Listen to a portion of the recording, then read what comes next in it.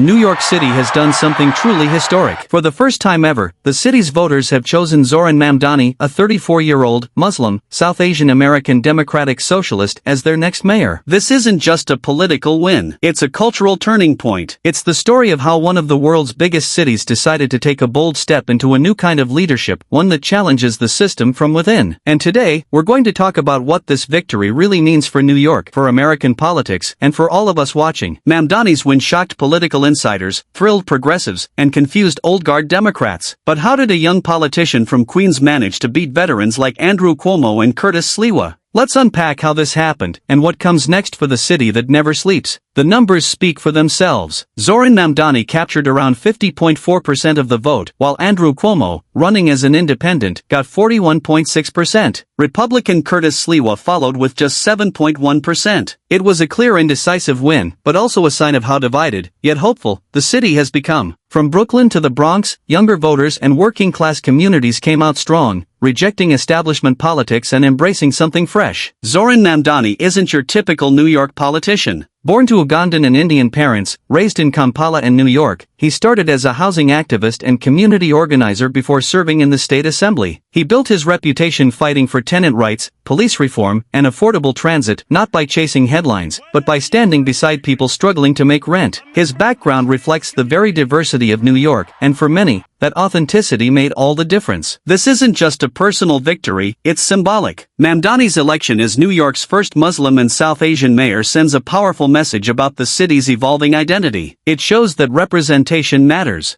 In this new age we make for ourselves, we will refuse to allow those who traffic in division and hate to pit us against one another. In this moment of political darkness, New York will be the light. Here, we believe in standing up for those we love.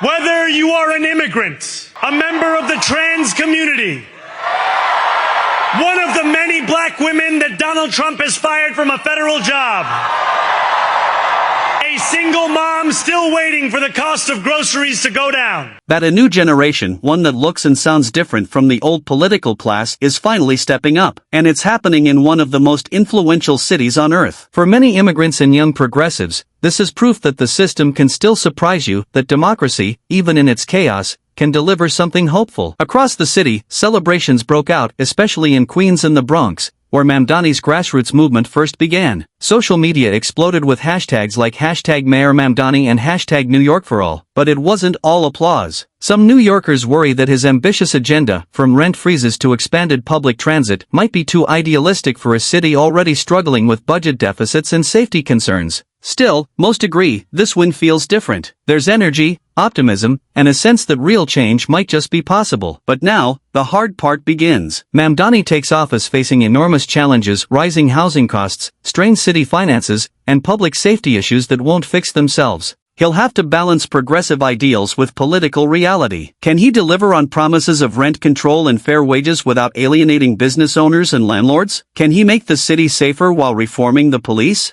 And most importantly, can he keep the public's trust in a city famous for its political cynicism? Those questions will define his first year in office. Beyond New York, this election could signal a larger trend: the rise of younger, more diverse, progressive leaders across America. Just like Alexandria Ocasio-Cortez reshaped Congress, Mamdani might reshape what it means to lead a city. And that's what's so exciting. New York has always been a mirror for America. What happens here doesn't stay here. It echoes across the country. So, what do you think? Is this the beginning of a new political era for New York? Can Zohran Mamdani live up to the hype and truly deliver change? Let me know your thoughts in the comments below. I read them all. If you enjoyed this breakdown, don't forget to like, share, and subscribe for more political deep dives and real reactions. Because one thing's for sure, the story of New York City is just getting started.